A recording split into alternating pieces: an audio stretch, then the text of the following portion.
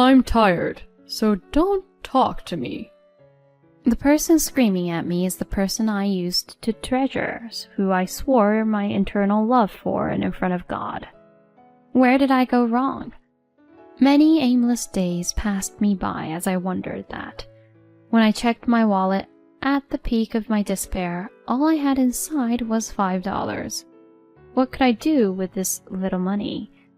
Feeling pulled by the noise I heard at that moment, I began to run. My name is Julia. I'm 29 years old. My dad passed away long before I can remember.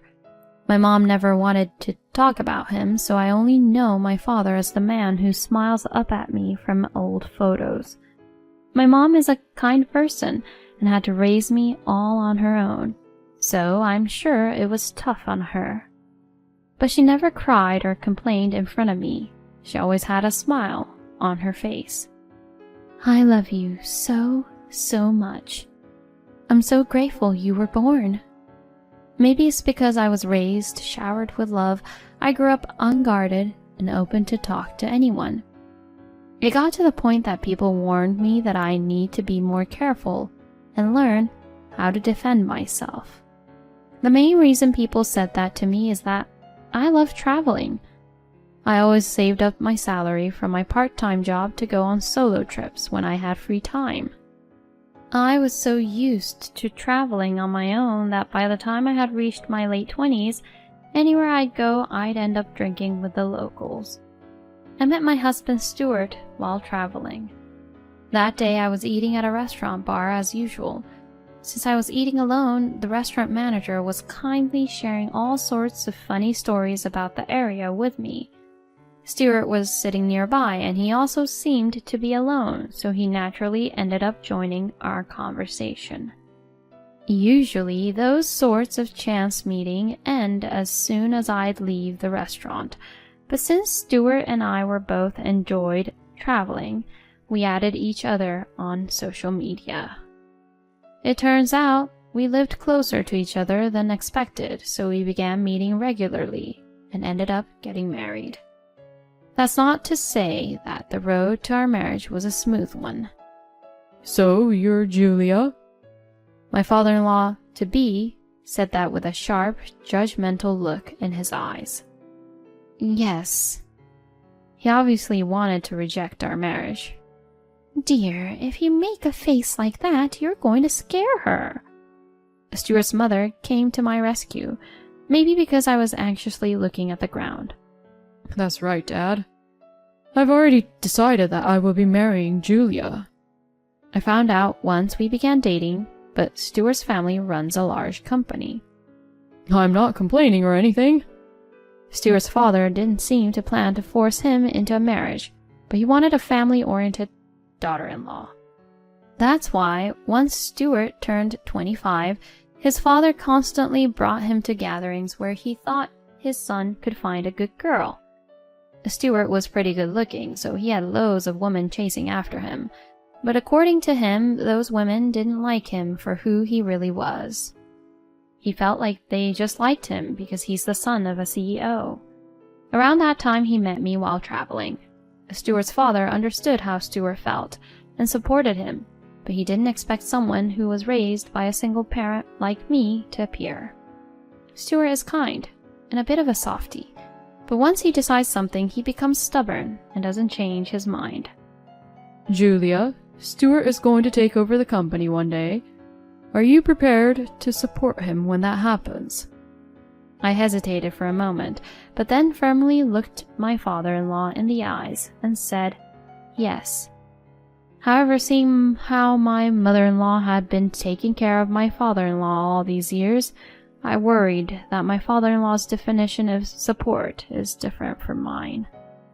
Okay, then when are you going to quit your job? Huh? You just said you would support Stuart, right? If you're working, you'll end up using your job as an excuse to not keep the house in shape. And having a job outside of the house like that will just make you full of yourself. Then you'll end up forcing your husband to help around the house. Do you really want to be a useless wife like that? I planned to keep working until I have kids. What? My father-in-law's expression changed, and Stuart let out a sigh. We have to sort things out with the company first, so let's decide this all later. I felt a tingling in the air. Maybe it was because Stuart had spoken out so strongly. Afterwards, we ate dinner that Stuart's mom had cooked. That was so delicious. It was as if a professional had cooked it. And then we went home. As we were on our way home, the conversation came up again. About working, do you really think it won't affect things at home? Didn't I tell you before we got engaged that I want to continue working until we have kids? Yeah, and that's fine and all. But I just wanted to say that, like my dad said earlier, since you selfishly decided this yourself, don't let it affect me. Well, it seems like you've prepared yourself for it. Feeling a bit uncomfortable, I answered, "Of course." If I had answered differently then, maybe I'd be living a different life now. We officially got married. Following my father-in-law's wishes, we had a grand wedding. My friend said to me, "This is amazing, but this isn't very you. But it's beautiful." Afterwards, my daily life was so hectic that I barely remember anything from it. I would wake up early to make breakfast and lunch for Stuart. Stuart likes his breakfast to be with eggs, like an Eggs Benedict, for example, and his lunch to be homemade. He wanted his dinner to have multiple courses. My mother-in-law would sometimes check the lunch boxes I had prepared for my husband, and even critique them sometimes. "Julia, it's not very well balanced, is it?" She spoke kindly, but she'd call me to say that about once a week. At first, I thought that my mother-in-law was calling after she'd coincidentally see Stuart's lunch when visiting him at work. But I found out that my father-in-law always wanted his lunch to be freshly made and still warm, so she'd come to deliver his lunch daily, and purposefully checked on what I gave Stuart. But I didn't want to quit my job. My mom taught me that if I quit my job, I have less options if something goes wrong. She always told me to not let a job go, especially if I like it. So I slaved away every day. I tried to relieve myself from some work around the house by getting convenient appliances or paying for help, but Stuart said, "You're just being lazy. If you can't handle this, quit your job." So I couldn't do any of that. By the time I finished all the housework and went to sleep every day, it was always around 1 a.m. One day, a meeting at work ended up finished later than planned. I knew it'd be impossible for me to prepare all the food Stuart expects on the table by the time he comes home, so I bought a ready-made soup from the deli counter at the grocery store on the way home. I got home, prepared other things, and then warmed up the soup. By the time Stuart had got home and taken a shower, I had prepared 2 side dishes, grilled some fish as a main course, and warmed up the soup. It was from the grocery store deli, not from a can or anything like that. I was sure it'd be okay, but part of me was worried as we sat down to eat. "Julia, you broke your promise." "Huh?" "You bought this soup from somewhere, didn't you?"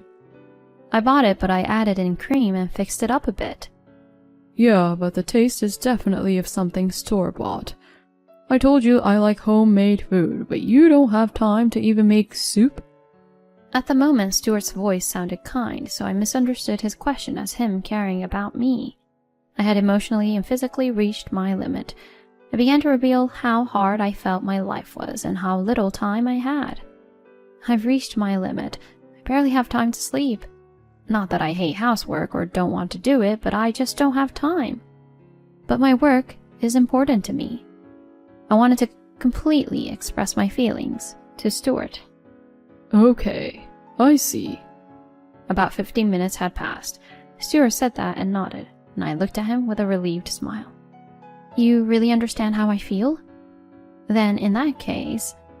"The problem will be solved once you quit your job, right?" "Huh? What?" "So quit. If you have more time, you won't have to break your promises to me. You don't want to waste time crying like this, do you? Me expressing my feeling was a waste of time to him. That was the first time I felt real despair. Stuart was convinced all I had to do was quit my job. I realized he didn't care about my feelings at all. I get it. I'm sorry for saying weird things, I'm just tired. Forget what I said, I won't quit my job. I made a mistake. I thought the soup would be fine since it wasn't from a can. I'll make it myself next time. I tried getting to Stuart's heart that way, but he wouldn't change his mind. Stuart is the type to clam up if he gets mad. I ignored that he had told me to quit my job, but it seems he told his parents because they began to tell me to do the same. Eventually, I couldn't take it anymore and I quit. I thought that afterwards, if I just did well around the house, our relationship would improve. But our relationship just got even more rocky. What's with this food? What are you doing? I'm sorry. Shouldn't things be better now that you quit your job? Why are you trying to make me mad like this? No, that's not... Those who don't work shouldn't eat. You aren't useful, so you don't deserve anything. That night, when he got angry at what I cooked, he told me to give him my debit card for our bank account. Why? You are useless, so if I give you access to our money like this, you'll probably just waste it. His logic made absolutely no sense, but since I had quit my job, the only people I ever got in contact with were him and his parents, so my willpower had weakened. I thought I was a useless person who just causes trouble for everyone around me. I used to be better. I began to feel like the harder I worked, the more useless I was becoming. No matter what I do, it's for nothing because I have no value as a person. I even began thinking things like that. Stuart told me I could only buy things online, and he would double-check before I made any purchase. Shopping became something I did with a feeling of urgency. One day I noticed I had run out of makeup, so I asked Stuart if I could buy some more. Excuse me, don't ask for useless things like that. Maybe I had asked him at the wrong moment because he angrily replied that way. I'm sorry. I'm tired, so don't talk to me. He then took away my access to the card I used to shop online. He ignored me and all I said for the next 3 months. I didn't want to risk getting him angry by talking to him, so when Stuart was at work, I used my personal savings to buy us food. But of course, that money ran out eventually. When I checked my wallet at the peak of my despair, all I had was $5 inside. What could I do with this little money? At that moment, I heard the sound of the train from outside my window. Taking that money, I began to run to the station. With $5, I could go back home. When I made it back, I rang the doorbell. No one opened the door. At this time of the day, my mom was usually at work. I collapsed on the spot. Julia! As soon as she saw me, my mother rushed over. When I told her everything that had happened, my mom cried with me. Talking to someone about your problems really can help you feel better. The severity of my situation finally hit me. Why didn't I realize this before? At that moment, my phone rang. Hey, you haven't prepared dinner. Where are you? Get home immediately. Stuart's voice exploded into the phone speaker. My mom took my phone from my hand. My daughter passed away. Huh? Julia isn't coming back. Mother-in-law? You ignored her for the past 3 months, forced her to quit her job, and wouldn't give her any money to use for your daily needs, right? That's the equivalent of her being dead to you, isn't it? No, that's not... A person needs money to survive. Even little kids understand that much. My mom said that and hung up the phone. Of course, I wanted to get a divorce, but just that wasn't enough. But I didn't have any proof of what Stuart had done, so my mom and I prepared for war. Honestly, it's been super exciting. To find clues when Stuart wasn't around, I dug around for bank-related documents to check what's going on with our household money. Looking through the documents with my mom, we realized what was going on. 3 weeks of preparations later, my mom and I went to my in-laws' house. Like mother, like daughter. Considering the way you've treated our son after leaving the house empty for the last 3 weeks, isn't getting a divorce natural? My father-in-law even threatened that he had a lawyer ready. In that case, how about the way you raised your son? My mom snapped back. My mom's face was calm. My father-in-law was used to women like his wife, who always stood quietly behind their husbands, so he looked shocked to be spoken back to that way. Isn't what you said to my husband going too far? Surprisingly, the person who spoke up was Stuart's mother. Oh, someone who can't stand up to her husband or son doesn't have the right to speak up now. The room went silent. My mother-in-law's face went bright red. She wouldn't reply, but her whole body trembled. I promised you I would support Stuart, but Stuart has done nothing to support me or our life together. That's because you're useless. Stuart snickered as he spoke. Yeah, I also assumed it's because I'm useless. But not only have you ignored me for the last 3 months, but you forced me to pay for everything at home even though I was unemployed. What? My father-in-law was shocked. Wait, what are you talking about? You've been able to buy expensive things even though you're unemployed. Isn't that thanks to Stuart's money? No, that's not true. The last time you called me and told me that I should apologize and return the money, I thought something strange was going on. So I looked into things. I pulled out documents from my purse. Where did you get these pictures from? The photos showed Stuart acting very friendly with a young woman. There was even one of them entering a hotel together. He probably used the money on her. Among the documents I had prepared was our bank statement, which showed how our savings was decreasing, and photos of Stuart and his lover buying brand-name goods together. No way! Stuart, what is this? You lied to me? The recipient of my father-in-law's anger changed from me to Stuart. And in the first place, how could you be selfish enough to not give money to your own wife?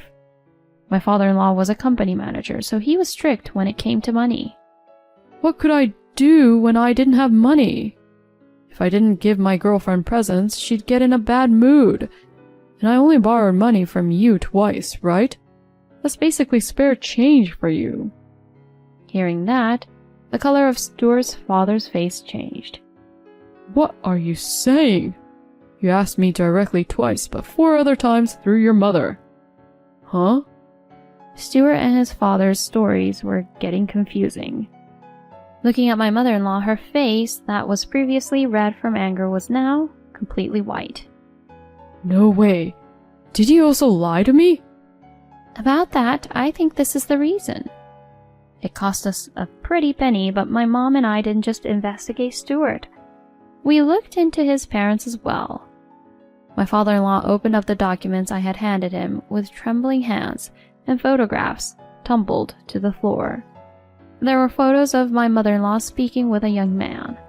In front of them was obviously expensive alcohol, and Stuart's mother was giggling like a young girl. My mother-in-law froze, breathless. Stuart was also confused, seeing this side of his mother that he didn't know.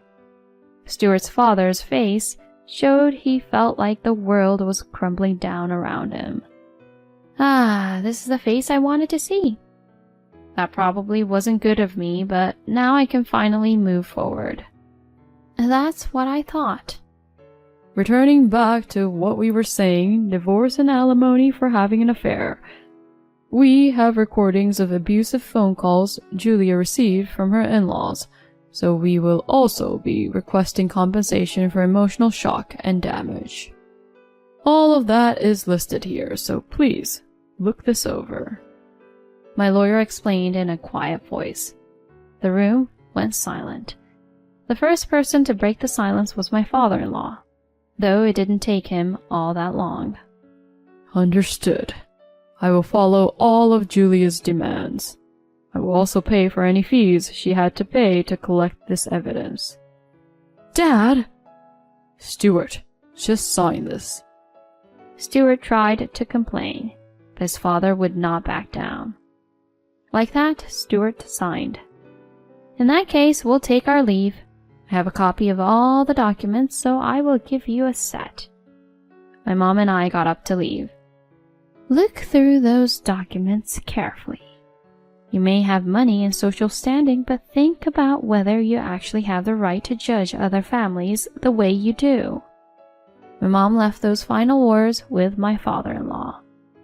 "I'm sorry that this happened after you entrusted us with your daughter." Stuart's father stood up and apologized.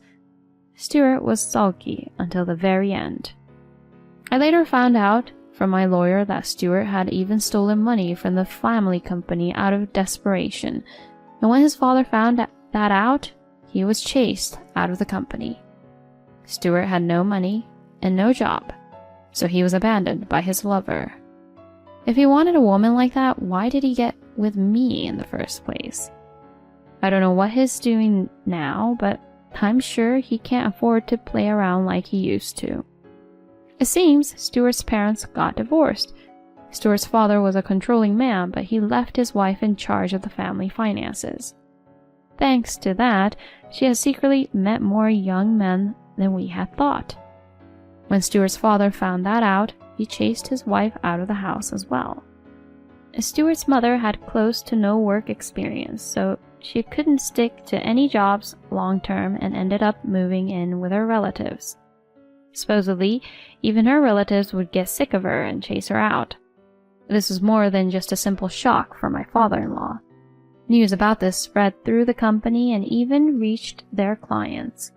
He ended up selling the company and using that money to pay my compensation. He no longer trusts people, so he's moved to the countryside and is living a secluded life. I ended up starting a new job at a travel agency. I used to work as a receptionist at a travel agency, but now I joined the planning department as a trip organizer. I've been focusing on planning trips that will bring smiles to the faces of people who are tired out by life. I want to be able to bring brightness back into people's lives.